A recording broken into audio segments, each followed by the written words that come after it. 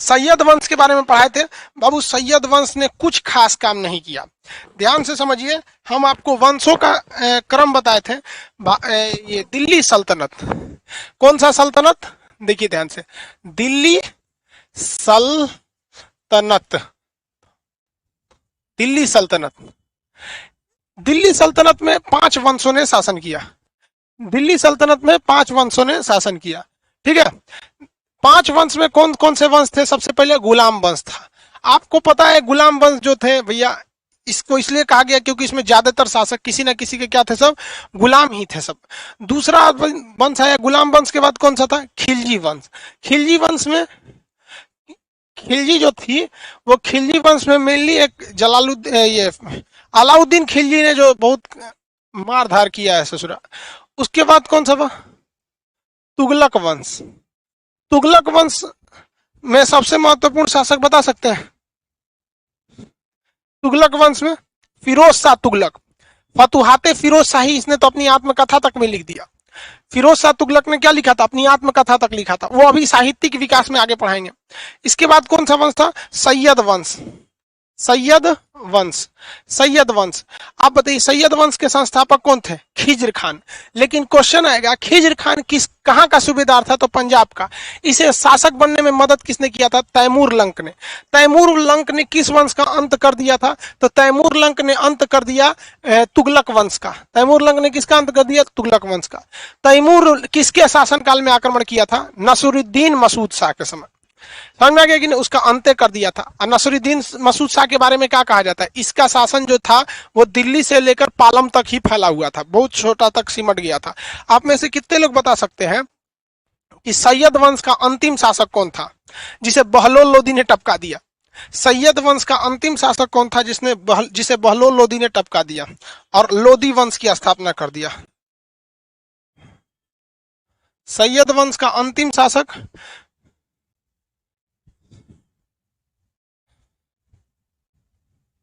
कौन? मुबारक कह रहा है भाई, आंसर दीजिए। सैयद वंश का अंतिम शासक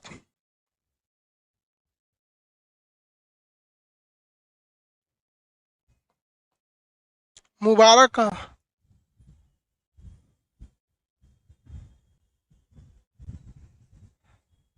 अलाउद्दीन आलम, ठीक है। लोदी वंश। अब आप बताइए भैया लोदी वंश का कार्यकाल कहां से कहां तक होगा? लोदी वंश था, लोदी वंश तो अंतिम वंश थे। अब इसका कार्यकाल कहां से चालू होगा? तो जहां से सैयद वंश का खत्म होगा 1451 से, जहां से खत्म होगा 1451, और बाबर ने इसको मार दिया 1526 के पानीपत की युद्ध में। अब हमको लोदी वंश के बारे में पढ़ना है। इस लोदी वंश के पहले शासक जो होगा, फर्स्ट ऑफ ऑल जो शासक होगा, जो सैयद वंश के शासक अलाउद्दीन आलम को मारा होगा, बहलोल लोदी। कौन सा? बहलोल लोदी, ठीक है, सबका सही है। बहलोल लोदी, बहलोल, कौन सा? बहलोल लोदी। कौन है भैया? बहलोल लोदी। अब इसमें 2-3 चीजें आप बहलोल लोदी में ध्यान से समझिएगा, क्वेश्चन यहां से सिलेक्टेड पूछता है। बहलोल लोदी जो था अपनी दरबारियों की बहुत ज्यादा इज्जत करता था। जब जब ये दरबार में आता था तो इसके जो अगल बगल में मंत्री वगैरह रहते थे, राजा की इज्जत के लिए खड़े हो जाते थे, तो ये भी खड़ा रहता था, कहता आप लोग बैठ जाइए। अमूमन क्या होता है, जब राजा बैठता है तो बाकी लोग बैठते हैं, ये क्या कहता था? सारे लोग बैठ जाइए। और उसके बाद यह बैठता था। इसने एक सिक्का चलाया जिसका नाम था बहलोली सिक्का। कौन सा सिक्का? बहलोली सिक्का, जो अकबर के काल तक में चलते रहा था। क्योंकि इसके बाद कौन सा वंश आएगा? मुगल वंश आएगा। इसके बाद का वंश का नाम क्या रहेगा? मुगल वंश। अब मुगल वंश जो रहेगा ठीक लोदी वंश के बाद आएगा। तो हम यहाँ लिख ही देते हैं कि आपके दिमाग में आइडिया रहे, मुगल वंश। अब मुगल वंश में बढ़िया सा, मुगल वंश में शुरुआत के 2 शासक कोनो काम के नहीं थे। बाबर 4 साल रहबे किया, हुमायूं को भगाइए दिया। हुमायूं को अकबर ने मेन आया था, तो ये अकबर के समय तक में यह सिक्का रहा था। तो पहली बात ये क्या था भैया, ये हमेशा क्या रहता था? दरबारियों की इज्जत करता था, दरबारियों की अपने क्या करता था? रेस्पेक्ट करता था। इसके सिक्का का नाम क्या था? बहलोली सिक्का। बहलोली सिक्का। यह सिक्का किसके शासनकाल तक चलता रहा था? तो ये अकबर के शासनकाल तक यह सिक्का चलते रहा था। इसने एक जगह आक्रमण किया था, कहां पर? जौनपुर में। जौनपुर, जौनपुर। अब बताइए जौनपुर की स्थापना किसने किया था? आपको आंसर देना होगा, जौनपुर की स्थापना किसने किया था? जौनपुर का स्थापना, सबसे ज्यादा शहर किसने बनवाए थे भाई?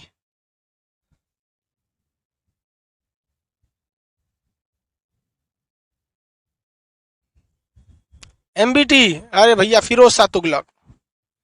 जौना खान के लिए, अपने चाचा का लड़का जो था जौना खान, उसी के लिए फिरोज शाह तुगलक ने बनवाया। ज्यादातर शहर जो फिरोज शाह तुगलक ने बनवाए, 300 शहर बसवाया स्मार्ट सिटी। मोदी जी ने कितना स्मार्ट सिटी बनवाया? 100 स्मार्ट सिटी। हाँ, फिरोज शाह तुगलक 300 स्मार्ट सिटी बनाया था, जिसमें ज्यादातर का नाम फ से था, फिरोजाबाद, फैजाबाद, ऐसे करके ज्यादातर थे। जिसमें एक जौनपुर था, अटाला मस्जिद जौनपुर में बड़ी फेमस है, अटाला वगैरह। तो ये जौनपुर पर क्या किया था? आक्रमण किया था, क्योंकि उस समय जौनपुर में सरकी शासक होते थे सब। तो जौनपुर में सरकी शासक, आगे पढ़ना है, स्वतंत्र शासक सब सरकी वगैरह, तो इस सब के बारे में तो फिरोज शाह तुगलक ने कराया था, मोहम्मद बिन तुगलक की याद में। क्योंकि मोहम्मद बिन तुगलक का असली नाम था जौना खान, इसलिए इसने जौनपुर की स्थापना किया था। ये बहलोल लोदी के साथ इतना बहुत है, इससे ज्यादा क्वेश्चन बहलोल लोदी से नहीं आएगा। इस वंश का अगला जो शासक था, सबसे महत्वपूर्ण और सबसे योग्य शासक का नाम था सिकंदर लोदी। सिकंदर लोदी ये सबसे योग्य शासक था इस वंश का। सिकंदर लोदी ने 1504 ईस्वी में, कब? 1504 ईस्वी में आगरा शहर की स्थापना किया था। किसका स्थापना किया? आगरा शहर की स्थापना किया था। किसने किया आगरा शहर की स्थापना? सिकंदर लोदी। सिकंदर लोदी से यही क्वेश्चन पूछता है, दूसरा कुछ खास क्वेश्चन सिकंदर लोदी से नहीं पूछता है। इसने थोड़ा सा कट्टरवादी विचारधारा का था। इसने गुल रुखी नामक लेखी पत्रिका लिखा था। गुल रुखी, गुल रुखी, गुल रुखी नामक लिखा, गुल रुखी। इसने महिलाओं को मजार पर जाने पर प्रतिबंध लगा दिया। जितने भी फीमेल थी उन्हें कहा कि मजार पे मत जाओ। देखना, धार्मिक नियम ज्यादातर पुरुषों पे नहीं, महिलाओं पे लागू होता है। जितना भी धार्मिक नियम देखोगे ना, उससे जरा पुरुष पे कम, महिला पे ज्यादा लागू हो जाएगा। एक तो उधर कौन विवाद है, कौन मंदिर है केरला में? अयप्पा, कौन मंदिर है जी? लॉर्ड अयप्पा का मंदिर है, उसमें महिलाओं के लिए है। अरे दिमागे से उतर गया, बहुत फेमस है, सबरीमाला। सबरीमाला, उस पर भी देखें महिला, ई भाई साहब महिला पे रोक लगा दिया। ज्यादातर धार्मिक नियम जो है वो महिलाओं पे ही पता नहीं क्यों लागू हो जाता है। अब बेचारी से वो भी कंफ्यूजन में रहती होंगी सब कुछ, हमको क्या हो जाता है। इसने महिलाओं पे रोक लगा दिया। मुहर्रम का त्यौहार आने वाला है, जो ताजिया निकलता है, मुहर्रम की आता है जो, उसमें क्या निकलता है? ताजिया। इसने ताजिया पर रोक लगा दिया। अब कहा कि भैया ताजिया नहीं निकाल सकते हो। अब इस्लाम में ना कई ठो वेराइटी होता है, फिरका जिसे बोलते हैं। उसमें एक वहाबी है, बरेलवी है, सुन्नी है, सिया है, अहले हदीस है, और समानियाजी। भाई साहब बहुत ज्यादा है। ऐसा तो लोग कहते हैं कि 70 के आसपास है, ऐसे करके। हमको उसमें पूरा जानकारी नहीं कितना है, बट जो मुहर्रम का त्यौहार होता है उसमें जो सिया लोग जो मुहर्रम मनाते हैं, उसमें देखेंगे वो ऐसे ऐसे लेके कुछ ज्यादा पूरा खून खून हो जाते हैं ताजिया वगैरह में। इसने ताजिया पर बैन लगा दिया था। अभी इस बार उत्तर प्रदेश में डीजीपी ने कोई ऑर्डर दिया है, उसको लेके थोड़ा सा बवाल चल रहा है कि भैया इस साल सावन का कांवड़ यात्रा भी रोका गया, और सावन में मुहर्रम पड़ रहा है, तो मुहर्रम की भी जुलूस को रोका जाएगा। तो वो कोरोना को लेके इस बार जो गाइडलाइन आई है उसके लिए। लेकिन सिकंदर लोदी ने जो लगाया था, उसने कोई कोरोना की गाइडलाइन को लिए नहीं लगाया था। उसने सीधा थोप दिया कि भैया ये क्या रहेगा, बंद रहेगा। ताजिया वगैरह पे क्या कर दिया था, बैन लगा दिया था। इसने एक अलग से पैमाना निकाला था जिसका नाम था गजे सिकंदरी। गजे सिकंदरी क्या था भाई? एक अलग पैमाना था जो लंबाई उम्बाई को नापने के लिए किया गया था। समझ में गया? कौन सा युद्ध, कौन सा पैमाना? गजे सिकंदरी। तो सिकंदर के लिए प्रयोग किया गया था। इसने महिलाओं को क्या लगा दिया, फीमेल वगैरह को मजार पर जाने से ताजिया पर रोक लगा दिया। आगरा शहर की स्थापना किया। ये गुलरुखी याद रखिएगा। गुलरुखी नामक पत्रिका किसकी है? तो गुलरुखी नामक पत्रिका सिकंदर लोदी की है। गुलरुखी नामक पत्रिका सिकंदर लोदी की। आगे बढ़े। यही इस वंश का सबसे महान शासक था। यही इस वंश का सबसे महान सा। आगे का पीडीएफ नहीं है, सबसे बड़ा समस्या है, आगे का पीडीएफ नहीं है। आज खत्म हो जाएगा जो जहां तक पीडीएफ है। इस वंश का अंतिम शासक के बारे में सबको पता है। इस वंश का अंतिम शासक बताइए कौन था? इस वंश का अंतिम शासक इब्राहिम लोदी। इब्राहिम लोदी, इस वंश का अंतिम शासक इब्राहिम लोदी। महालोल था ससुरा इब्राहिम लोदी। पूरे दिल्ली सल्तनत में, इस पूरे दिल्ली सल्तनत में, यहां से यहां तक दिल्ली सल्तनत है, इस दिल्ली सल्तनत में कोई भी ऐसा शासक नहीं हुआ जो युद्ध के मैदान में जाके मराया हो, लेकिन ये ससुरा युद्ध के मैदान में जाके मरा गया, इब्राहिम लोदी। रीजन क्या है कि इसने वही गलती की जो धनानंद ने किया था। इससे इसकी जनता उबी हुई थी, उतना लगाव नहीं था, और इसके खुद के सगे संबंधी भी इससे रूठे हुए थे। इसको राणा सांगा ने हरा दिया था। राजस्थान के शासक थे एक राणा सांगा। राजस्थान में बड़ी शासक हुए लोग, यही तो भारत की कमजोरी हो गई यार। एक छोटे छोटे एरिया पे शासक, चित्तौड़गढ़ के शासक, मेवाड़ के शासक, उदयपुर के शासक, मालवा के शासक, पंजाब के शासक। सोचो हिंदुस्तान की सबसे बड़ी कमजोरी ये हो गई कि छोटे छोटे शासक इतना हुए कि बड़े लोगों का क्या हो गया भाई, मतलब मौका मिल जाता था फायदा उठाने के लिए, दूसरे को युद्ध करने के लिए। तो इब्राहिम लोदी जो था, इसने इस वंश का लास्ट शासक था। इसने खतौली के युद्ध में राणा सांगा से इसका युद्ध हुआ था। खतौली का युद्ध किसके साथ हुआ था? राणा सांगा के साथ। राणा सांगा ने इसे पराजित कर दिया था, लेकिन फिर भी युद्ध खत्म नहीं हुआ था, आपसी बैर वगैरह चल ही रहा था। राणा सांगा वगैरह जो था, विजयनगर इसके बाद आएगा, विजयनगर का बहुत इसके बाद आएगा। खतौली के युद्ध में इब्राहिम लोदी और किसके बीच में हुआ? राणा सांगा के बीच में। जीता तो राणा सांगा ही थे, लेकिन इब्राहिम लोदी हारा था। लेकिन इस सब के बीच में एक टसल चल रही थी कि हम इब्राहिम लोदी को गद्दी से हटा दे। तो इसके खुद के रिश्तेदार चाचा थे, आलम खान लोदी, दौलत खान लोदी और खुद राणा सांगा। ये तीन ऐसे लोग थे जिन्होंने स्पेशल नियंत्रण भेजा था किसके पास? बाबर के पास, कि आइए और इब्राहिम लोदी को मारिए और मार के चल जाइए, जितना पैसा मिल रहा है, और सारा शासन हम लोग करेंगे। बाबरा पागल था? बाबरा पागल तो था नहीं। बाबर को बुला के लाया ये लोग। तो इनको किसने बुलाया बताइए भाई? बाबर को। इसी के रिश्तेदार कौन थे? आलम खान लोदी, दौलत खान लोदी और राणा सांगा। ये भी कम नहीं थे राणा सांगा। इनको क्या जरूरत थी बाबर को निमंत्रण में भाग लेने की? तो ये मेनली यही दो गए थे सब, आलम खान लोदी और दौलत खान लोदी। समझ में आ गया कि नहीं आ गया? किसी को दिक्कत? तो इतना ये जितने थे सब, इन लोगों ने किसको बुला के लाया? सब बाबर को। किसको बुला के लाया? सब बाबर को। अब बाबर आया तो किसको मार दिया? इब्राहिम लोदी को। और बाबर आकर इब्राहिम लोदी को मार दिया था। इब्राहिम लोदी को बाबर जो मारा, ये बाबर की कहानी में पढ़ेंगे कि किस तरह से मारा था, तुगलमा नीति के तहत। किसमें? तुगलमा नीति। तुगलमा नीति जो होती है, ऐसे चंद्रकार आकृति होती है इस तरह से, इसी में सेना को घेर लिया जाता है। बहुत बड़े आकृति में से सेना को घेर लिया जाता है, बीच में सेना फंस गई तो तोपों से अंदर पे क्या कर दिया जाता है? हमला कर दिया जाता है। समझ में आ गया कि नहीं आ गया? तो तोप से हमला किया गया। तो भारत में तोप का प्रयोग कर दिया कौन? बाबर। तोप लेके चला है कौन सा? बाबर। हाथी के ऊपर बैठ रख के तोपों को ले आता था। अब तोप इतने खतरनाक होते थे। अब आप कहेंगे सर तोप इतना खतरनाक कैसे होता था? तो तोप में दो समस्या थी। एक ससुरा, वो डायरेक्ट लगे या ना लगे, लगने के बाद जब फटता था तो कई आदमी को। अब बंदूक और तीर में क्या है कि एक आदमी को मारेंगे तो एक के आदमी डिस्टर्ब होगा। और तोप में क्या है, निशाना चूक भी गया तो अगल बगल भीड़ के लिए एक नंबर तहस नहस। और तोप की जो गर्जन की आवाज निकलती थी भाम से ना, तो हाथी घोड़ा सब डर जाते थे, सब उल्टा भाग जाता था हाथी सब। हाथी अगर उल्टा भाग गया कचर के रख देता था। तो बाबर के जीतने की सबसे बड़ी कारण थी उसकी तोपों का होना।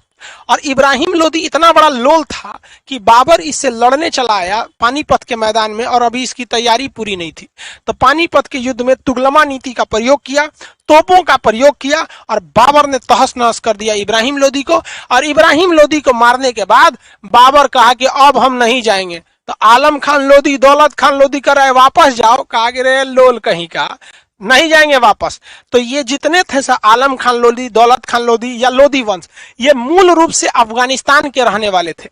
ये मूल रूप से कहाँ के रहने वाले थे? अफगानिस्तान के। अफगानिस्तान भी उस समय भारत में ही होता था, तो हेदे अलग हुआ अंग्रेजों के आने के बाद। तो अफगान के रहने वाले थे, इसलिए बाबर की दुश्मनी किससे हो गई? अफगानों से हो गई। भले उसने इब्राहिम लोदी को हरा दिया, उसके बाद इनकी दुश्मनी राणा सांगा से हो गई। राणा सांगा ने कहा कि तुम यहां से वापस जाओ। बाबर ने कहा कि ससुराल ने हमारा घर द्वार सब लुटा गया है, हमारी मजबूरी है, हमको यहाँ रहना है। इसलिए बाबर ने सबको साफ कर दिया। ये यहाँ के लोगों की गलती साबित हुई और बाबर ने इब्राहिम लोदी को मारा और लोदी वंश का अंत कर दिया और लोदी वंश के स्थान पर किसकी स्थापना हो गई? मुगल वंश की स्थापना होगी। आ गया?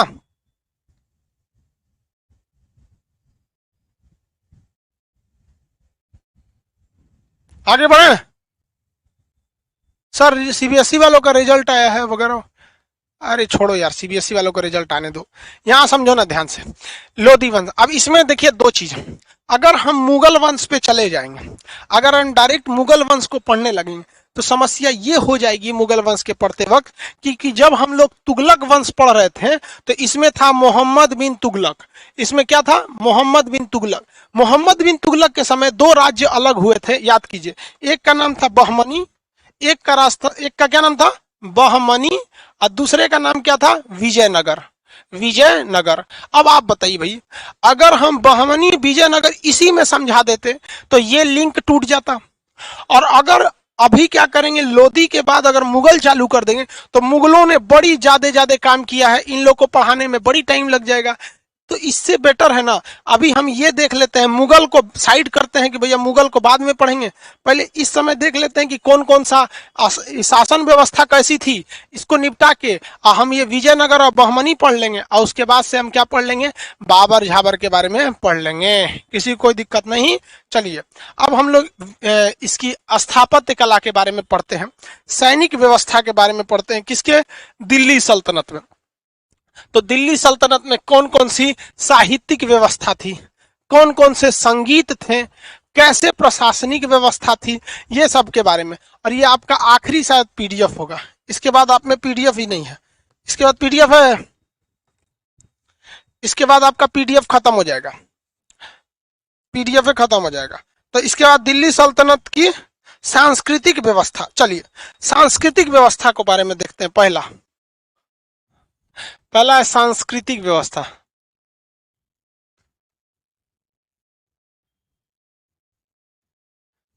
सांस्कृतिक व्यवस्था देखिए, हमारे देश सांस्कृतिक व्यवस्था उसे कहते हैं कि लोगों के रहने और आने का आचरण कैसा है, उसे हम लोग कहेंगे सांस्कृतिक व्यवस्था के नाम से। जैसे भारत में देखिएगा, कोई किसी धर्म का हो, बड़ा हो छोटा हो, जल्दी जाए मिलेगा तो इसे हाथ जोड़ लेगा। इसे ज्यादातर में यही व्यवस्था देखने को मिलती है, नहीं तो इसे सलाम वलाम करेगा, गुड मॉर्निंग वगैरह। तो गुड मॉर्निंग गुड आफ्टरनून ये कहाँ की व्यवस्था है? ये वेस्टर्न कल्चर है। कहाँ की है? वेस्टर्न कल्चर है। हमारे यहाँ की इंडियन कल्चर है, थोड़ा सा नमस्ते प्रणाम हैन तेन, बड़ी सब अलग अलग कल्चर होता है। तो इस वक्त का जो सांस्कृतिक जीवन था, तो इतिहासकार बर्नी ने कहा है कि भले दिल्ली सल्तनत के दौरान, दिल्ली सल्तनत में जो शासन हुआ लगभग 500 साल तक, 400 साल तक इन लोगों ने शासन किया। इन 400 सालों में दिल्ली सल्तनत की स्थापना 1200 कितने से हुई थी? 1526 में तो बाबर ने मार दिया पानीपत के युद्ध में। स्टार्ट कब से हुआ था बताइए? गुलाम वंश कब से कब तक चला था भैया? गुलाम वंश कब से कब तक था? दिल्ली सल्तनत कब से चलेगा? 1200? अरे यार कुछ तो बोलो यार। नहीं बोलेगा सर, सच तो नहीं। 1206 से लेके 1526 के बीच में इतने लोगों ने शासन किया है। इतने लोगों ने क्या किया है? शासन किया है। गुलाम वंश 1206 से 1290 तक रहा है। खिलजी वंश 1290 से लेके 1320 तक रहा है। 1320 से लेके 1414 तक रहा है। 1414 से 1451 तक रहा है। 1451 से 1526 तक ये रहा है। मतलब इस दौरान ज्यादातर शासक, मतलब टोटल शासक मुस्लिम थे, लेकिन अधिकांश जनसंख्या हिंदू थी। इसलिए इतिहासकार बर्नी ने कहा है कि ये पूर्ण रूप से इस्लामिक कल्चर ये नहीं था। तो क्या आप दिल्ली सल्तनत को पूर्ण रूप से इस्लामिक कल्चर मान सकते हैं? नहीं मान सकते हैं, क्योंकि यहाँ की जनसंख्या अधिकांश क्या थी? हिंदू थी। तो पहला सांस्कृतिक में क्या हो जाएगा भैया कि यहाँ की जनसंख्या कहाँ गया भाई? हाँ, तो दिल्ली सल्तनत की साहित्य में जीवन में शासक अगर देखते हैं, शासक तो ये क्या थे? मुस्लिम शासक थे। और अगर इन शासकों को देखेंगे तो ये ज्यादातर शासक कहाँ के थे? तुर्क थे। आप खुद देखिए ना, इल्तुतमिश के समय तुर्क सरदारों का पूरा वही बन गया। लेकिन जो जनता थी, जनता ये कैसी थी? ज्यादातर जनता जो थी हिंदू थी, हालांकि यहाँ पे जैन बौद्ध सब रहते थे, ज्यादातर की बात कर रहे हैं, मैक्सिमम जनसंख्या जो थी वो हिंदू थी। इसके अलावा अगर आप यहाँ देखेंगे, क्या यह शुद्ध इस्लामिक था? नहीं था। शुद्ध इस्लामिक नहीं था। शुद्ध इस्लामिक में अभी अफगानिस्तान पाकिस्तान चल रहा है। शुद्ध इस्लामिक में बड़ी बड़ी अभी उठा पटक चल रहा है वहां पे। तो ये इसकी सांस्कृतिक व्यवस्था में थी। इसमें टैक्स वगैरह जो थे वो भी इस्लामिक पद्धति के हिसाब से ही लिए जाते थे, लेकिन पूरी तरह से वो लोग भी सफल नहीं हो पाए लोग। आप बताइए, जजिया कोई राजस्व का टैक्स था या धार्मिक टैक्स था?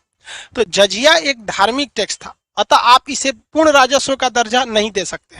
खराज खुम्स ये लूट के धन का था, इसे भी आप टैक्स के पूर्ण रूप से टैक्स का पैसा नहीं मान सकते थे। इस समय मुख्य रूप से टैक्स जो राजस्व था यानी रेवेन्यू, आपसे कहेगा दिल्ली सल्तनत में राजस्व का मुख्य स्रोत क्या था, तो मुख्य स्रोत जो था टैक्स था। और ये टैक्स किस चीज पर लगाया जाता था? कृषि पर लगाया जाता था। जो अलग अलग राजाओं ने अलग अलग वक्त में टैक्स को लिया था। इस समय टैक्स लेने वाले को इक्तादार कहा जाता था। क्या कहा जाता था? इक्तादार। और वेतन के बदले उसे भूमि दी जाती थी, जिसे इक्ता भूमि के नाम से जाना जाता था। इस समय वेतन के बदले क्या दिया जाता था? जमीन, भूमि दी जाती थी। हालांकि इसे खत्म किसने किया था?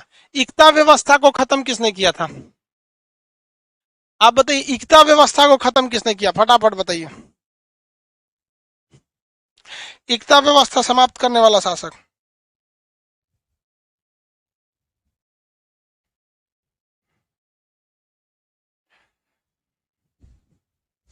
अकबर। क्या बात करता है भाई? अलाउद्दीन खिलजी। इक्ता व्यवस्था को खत्म, देखो, इक्ता व्यवस्था लागू कौन किया? इल्तुतमिश। इल्तुतमिश। इक्ता व्यवस्था को समाप्त किसने किया? अलाउद्दीन खिलजी। और सैनिकों को नगद वेतन देना चालू किया फिरोज शाह तुगलक। ध्यान से देखिए, इसने चालू किया इक्ता, इसने चालू किया वेतन, लेकिन यह वेतन ईयरली देता था। इसने चालू किया भी वेतन, लेकिन यह वेतन कैसा देता था? मंथली देता था। कैसा देता था? मंथली देता था, क्योंकि इसके पास सबसे ज्यादा दास थे। सर्वाधिक दास किसके पास थे? सर्वाधिक दास बताइए किसके पास थे? फिरोज शाह तुगलक। सर्वाधिक दासों की संख्या फिरोज शाह तुगलक के पास थी। सर्वाधिक दासों की संख्या फिरोज शाह तुगलक के पास थी। इस समय का सबसे प्रमुख सिक्का बता सकते हैं कौन था? बहलोली सिक्का तो उतना नहीं चला। इस समय के दो प्रमुख सिक्के बताइए।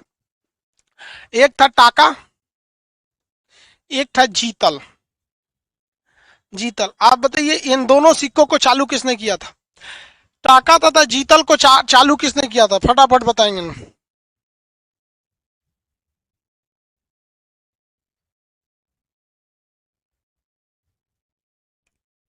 यार, टाका जीतल को चालू अलाउद्दीन खिलजी ने किया था। पीटबो करेंगे, इल्तुतमिश ने किया था। वेरी गुड, इल्तुतमिश ने। किसने चालू किया था? इल्तुतमिश ने चालू किया था। सिक्के किसने चालू किया था? इल्तुतमिश। क्या इस समय अर्थव्यवस्था यानी इकोनॉमी का मेन स्रोत उद्योग था, सिंधु सभ्यता की तरह व्यापार था, या फिर कृषि थी?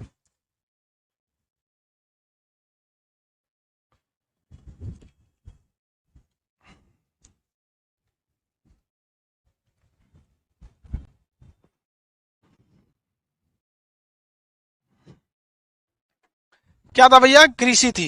इकोनॉमी का मेन स्रोत कृषि था। तो ये सांस्कृतिक राजस्व जीवन आप देखें इसका। टैक्स वसूलने की जिम्मेदारी सबसे छोटी थी खेती के लिए तो ग्रामीण की थी, गांव के प्रधान की। और सबसे बड़ा टैक्स वसूलने वाला अधिकारी इक्तादार होता था।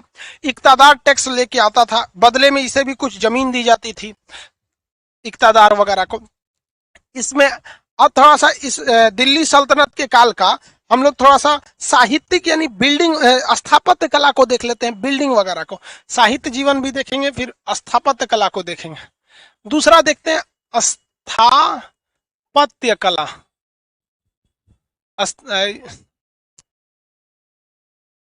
क्या हो गया भाई?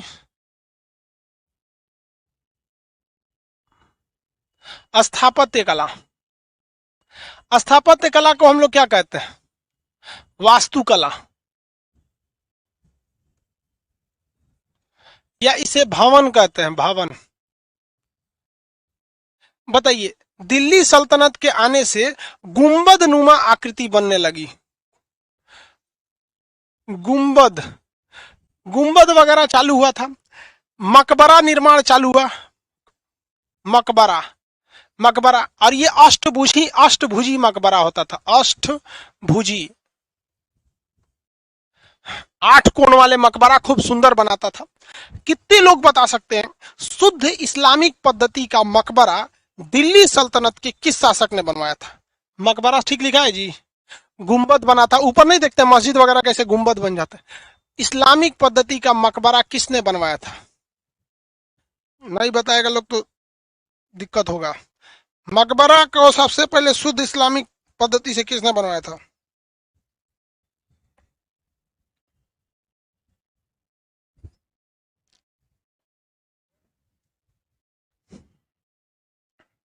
हाँ, पहला मकबरा इल्तुतमिश ने बनवाया। बलबन ने बनाया शुद्ध डिजाइन का। बलबन ने बनाया शुद्ध डिजाइन का। इसके वक्त में मेहराब भी बनना चालू हुआ। मेहराब मेहराब बनना चालू हुआ, घोड़े के नाल के समान। आप देखेंगे ऐसे कोई सरकारी स्कूल मदरसा वगैरह ऐसा टाइप का देखेंगे तो उसमें इस टाइप का इसे खूब ज्यादा बना रहेगा। जो खिड़की वगैरह रहेगी उस पे इस टाइप का खूब ज्यादा देखेंगे आप। दरवाजा वगैरह में भी देखेंगे तो ऐसा, अभी वेस्टर्न कल्चर के हिसाब से दरवाजा ऐसे बनता है, और उन लोग में दरवाजा देखेंगे थोड़ा सा दरवाजों में ताखा टाइप का कुछ बना देगा। इस सब टाइप का पद्धति का शुरुआत किसके शासनकाल में हो गए थे भैया? दिल्ली सल्तनत के काल में ये सारे चीजों का प्रारंभ हुआ था। यहाँ पर इस काल में संगीत और इस सब को अगर देखेंगे तो संगीत का तो ज्यादातर लोगों ने इस्लाम में उतना जगह नहीं दिया गया संगीत के लिए। कहा गया सोचा संगीत कौन चीज सुनता है। संगीत वगैरह के बारे में थोड़ा देख लेते हैं। संगीत, हालांकि संगीत का ज्यादातर इस्लाम में सूफी परंपराओं को पढ़ाएंगे तो सूफी संतों ने संगीत को ज्यादा महत्व दिया है। इस समय संगीत या फिर इस सब चीज का ज्यादा प्रचलन नहीं था। वो मुगल काल में थोड़ा सा शेरो शायरी साहित्य संगीत वगैरह का प्रचलन थोड़ा सा बढ़ गया था, नहीं तो इसमें कुछ खास पड़ा नहीं था संगीत साहित्य वगैरह में। इस समय में अगर आप देखेंगे सांगीतिक साहित्य के बारे में तो इस दिल्ली सल्तनत की भाषा अगर कहेगा तो आपसे भाषा में अक्सर सवाल पूछेगा। कहेगा गुप्त काल की भाषा क्या थी? तो गुप्त काल की भाषा संस्कृत थी। गुप्त काल की भाषा संस्कृत थी। सिंधु सभ्यता की भाषा पता ही नहीं चला ससुरा भाषा कौन सी थी। बौद्ध महात्मा बुद्ध के समय की भाषा कौन सी थी? तो महात्मा बुद्ध पाली भाषा बोलते थे। और उसके बाद अगर आपसे कह देते जैन धर्म की भाषा, तो जैन धर्म की अर्धमागधी प्रकृत भाषा जो थी वो बहुत टफ थी। तो इस समय की संगीत या सांगीतिक साहित्य जो देखेंगे तो वो जितने भी सांगीतिक साहित्य लिखे गए हैं आप बता सकते हैं किस भाषा में। उर्दू अगर कहेंगे तो गलत हो जाएगा। मुगल काल में उर्दू और फारसी दोनों था।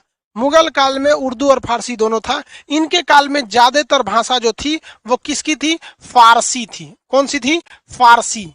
इनके काल में ज्यादातर भाषा कौन सी भाषा बोली जाती थी? फारसी। ये अरबी टाइप का मिलती है। फारसी भाषा किस देश की है बता सकते हैं? फारसी भाषा किस देश की है? उर्दू मुगल काल में आया था।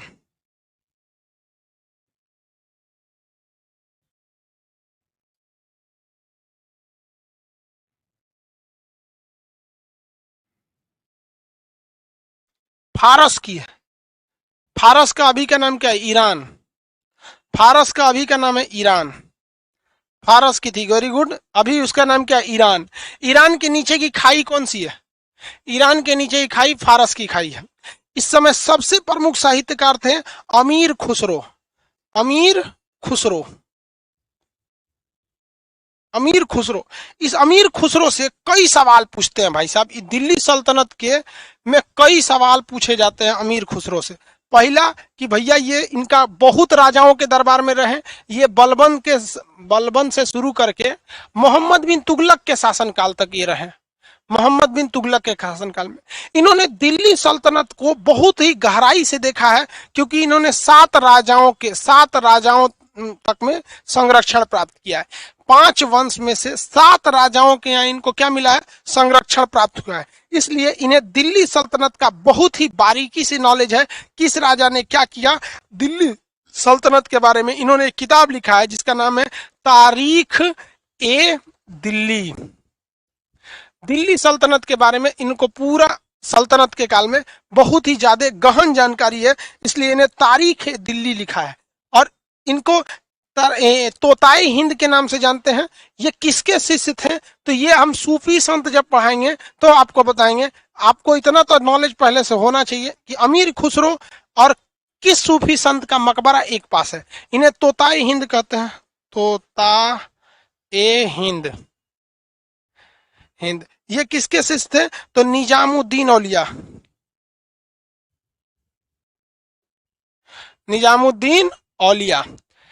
बताइए, ये निजामुद्दीन औलिया ने किसे कहा था कि मेरे घर में 10 दरवाजे।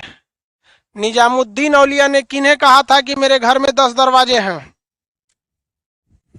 निजामुद्दीन औलिया ने किसे कहा था कि मेरे घर में 10 दरवाजे हैं। अजमेर, क्या बात करते हो, ख्वाजा मोइनुद्दीन चिश्ती है अजमेर में, दिल्ली में है इनका मकबरा। अलाउद्दीन खिलजी को और गयासुद्दीन तुगलक को कहा था कि हुजूर दिल्ली अभी दूर है, वो सोचा दूरे रह गया। अफगानपुर जगह है वो दिल्ली से थोड़ा करीब, उत्तर प्रदेश, वहां पे लकड़ी का महल गिर गया जिसमें वो दबा के मर गया। इन दोनों लोगों का मकबरा, अमीर खुसरो और निजामुद्दीन औलिया का मकबरा दिल्ली में है। उस जगह का ही नाम है निजामुद्दीन। स्टेशन भी है हजरत निजामुद्दीन स्टेशन, ट्रेन भी जाती है वहीं अगल पास में ही है वहां पर। दोनों लोग का मकबरा, दोनों लोग के मकबरे में महज 20 से 30 फीट की दूरी है। यहाँ निजामुद्दीन औलिया का मकबरा है, बीच में थोड़ा सा बैठने के लिए हॉल है और थोड़ा दूरी पे अमीर खुसरो का मकबरा है। दोनों लोगों का मकबरा एक पास है, आमने सामने, महज 30-40 फीट की दूरी होगी दोनों लोग के मकबरा में। दिल्ली में ये मकबरा है। दोनों लोग काफी, मतलब जिस तरह से अर्जुन और द्रोणाचार्य में कैसे थे, कृष्ण और सुदामा कैसे थे, उसी तरह राम जी हनुमान जी कैसे थे। एक ये क्या दिखाता है, एक अथाह स्नेह को दर्शाता है, समझ में गया। तो वैसे आप जहां निजामुद्दीन औलिया और अमीर खुसरो एक साथ थे, मतलब बहुत ही परम शिष्य और गुरु का इन लोग में रिलेशन था। आगे बढ़ते हैं। यहाँ पर निजामुद्दीन अमीर खुसरो जो थे काफी ज्यादा संगीत में, इन्होंने तबला, तबला होता है, सितार, ये सब का इन्हें खोजकर्ता कहा जाता है। तबला, सितार, इसका जनक किसे माना जाता है, अलाउद्दीन अमीर खुसरो को, तबला और सितार को, तबला और सितार को। अब आपसे एक सवाल पूछता है, किस सांगीतिक यंत्र को, किस सांगीतिक यंत्र को, वो कह रहा है कि सर आपका एप्लीकेशन आईफोन में काम नहीं करता है, सीबीएसई वाला आईफोन रखेला रहता है। My application is not for iPhone. Sir application update में स्पीड है, हाँ एप्लीकेशन अपडेट जो जिनका अपडेट हो जाएगा स्पीड आ गया होगा। आज अपडेट देगा कि कल दे दिया होगा, हाँ कल के बाद आएगा। नेक्स्ट अभी आपका आजकल में एक अपडेट आएगा, उसी में स्पीड सब आएगा। तो समझिए ध्यान से, किस संगीत यंत्र को, किस संगीत को मतलब जो बनाया जाता है वाद्य यंत्र को पूर्ण रूप से हिंदू संगीतिक यंत्र में उसको देखा गया है, तो वीणा को। आप देखिएगा सरस्वती माँ को वीणा वादिनी कहा जाता है, क्योंकि जहां भी सरस्वती जी का फोटो देखिएगा ना, वो वीणा लेके बैठे रहती हैं। तूने आप वीणा वादिनी कहिए, उनका सवारी, अब देखिए कहीं पे भी रहेंगी वो, आप देखेंगे ऐसा होगा ही नहीं कि सरस्वती जी का फोटो रहे और वीणा ना रहे साथ में। उनका सबसे पसंदीदा यंत्र क्या था, वीणा। अब दुर्गा जी का वीणा थोड़ी, तो राक्षसे को मार और दुर्गा जी और काली जी शक्ति का प्रतीक है, स्पेशली काली जी तो, बट सरस्वती जी थोड़ा सा शांत, मतलब शिक्षा वगैरह शांति से रहो, इस सब का वहां पे, तो उनका वीणा है। लेकिन सितार एक ऐसा होता है, सितार इसे हिंदू मुस्लिम दोनों का माना जाता है। तो क्वेश्चन कहेगा ना किसे मतलब हिंदू मुस्लिम दोनों का संयोगी यंत्र माना जाता है, तो सितार को। हिंदू मुस्लिम दोनों जगह में जो सूफी संत, सूफी विचारधारा जो है उसमें संगीत अलाउ है, वो संगीत में होके भगवान की क्या करते हैं, आराधना करते हैं। सूफी संत में भारत में सबसे बड़े सूफी संत जो थे वो ख्वाजा मोइनुद्दीन चिश्ती अजमेर में, वहां जाएंगे तो वहां संगीत होगा, तबला लेंगे लोग, वो एगो नहीं ऐसे क्या बजाया जाता है, इसे लेकर दुखा बोला जाता है। ऐसे बजाते रहते लोग, वहाँ गीत गाते रहेंगे। ये तो ऐसे ख्वाजा साहब का अलग अलग टाइप का गीत। तो वहाँ सितार जो रहेगा वो हिंदू मुस्लिम दोनों के तौर पे होता है। ये क्वेश्चन पूछता है। और शुद्ध वीणा तो भाई साहब वीणा वादिनी सरस्वती जी। तो ये थे आपके साहित्य संगीतिक साहित्य जीवन दिल्ली सल्तनत का। दिल्ली सल्तनत का जो शासन रहा था वो 1206 से लेकर 1526 ईस्वी तक रहा था। 1206 से 1526 ईस्वी तक। अगर आप इसे 1200 मानते हैं तो 12 3 कितना हो जाए 15 साल, लगभग 300 साल इन लोगों ने क्या किया था, शासन किया था। इन 300 साल तक ये शासन किए सर। उसके बाद से यहाँ अगला 200 साल तक, अगला लगभग 200 साल तक, वही 200 से 250 साल तक किसने शासन किया, मुगलों ने शासन किया था। उसके बाद अगला 200 साल तक अंग्रेजों ने शासन किया। उसके बाद अगले 50-70 साल तक नेताओं ने शासन किया। वो उसको गरियाएगा, ये इसको गरियाएगा, और दोनों लूटेगा सब। एक तो नाग रहेगा तो एगो अजगर रहेगा, एगो काटेगा तो छटपटाएंगे, एगो काटेगा तो सीधे घोट जाएगा। तो अभी हम लोग को कौन लूट रहा है, नेतागण। समझ में आ गया कि नहीं आ गया? चलिए थोड़ा सा एक बार रिवाइज मारते हैं। गुलाम वंश जो था कब से था भैया, 1206 से लेके 1290 तक, ये तो यहां तक था। गुलाम वंश में सबसे खतरनाक शासक कौन रहा था, बलबन। गुलाम वंश में सबसे खतरनाक शासक बलबन था। समझ में आ गया कि नहीं आ गया? किसी को कोई दिक्कत है? आगे बढ़ जाते हैं। खिलजी वंश में सबसे खतरनाक अलाउद्दीन खिलजी। तुगलक वंश में फिरोज शाह तुगलक ठीक ठाक था। सैयद वंश में सब लोग थे सब। लोधी वंश में इब्राहिम लोधी थे। समझ में आ गया कि नहीं आ गया? अब इसके बाद आगे का क्लास आप कल करेंगे, पीडीएफ वगैरह भी अब देना पड़ेगा। कल आपको हम दिल्ली सल्तनत के आगे यहाँ नहीं बताएंगे, याद रखिए।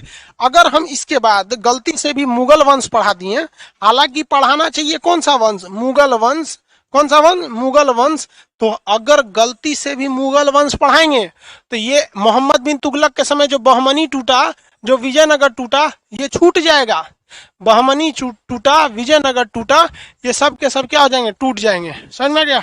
अब इसमें तो बहमनी साम्राज्य में भी कई टूटा, गोलकुंडा, अहमदनगर, बीजापुर, बरार, बीदर, ये सब यहां से टूटे सब, इस सबको। तो कल हम आपको पढ़ाएंगे बहमनी। अब बहमनी के बाद परसों पढ़ाएंगे विजयनगर, और उसके बाद से विजयनगर के बाद थोड़ा मोड़ा और टॉपिक है, फिर आएंगे हम मुगल वंश पे। मुगल में बाबर आएगा, हुमायूं आएगा। बाबर हुमायूं पढ़ने में कोई दिक्कत नहीं, एक दिन में बाबर खत्म, एक दिन में हुमायूं खत्म। लेकिन भाई साहब अकबर आएगा, बड़ी बड़ी पढ़ना पड़ेगा अकबर में। जहांगीर आएगा, खूब अय्यासी करेगा, वो फोटो बनाएगा, जो ने लड़की को देखेगा पटा लेगा वो बहुत बड़का अय्यास था वो अपने समय का। चलिए आगे के लिए इतना, आज इतना ही। आगे का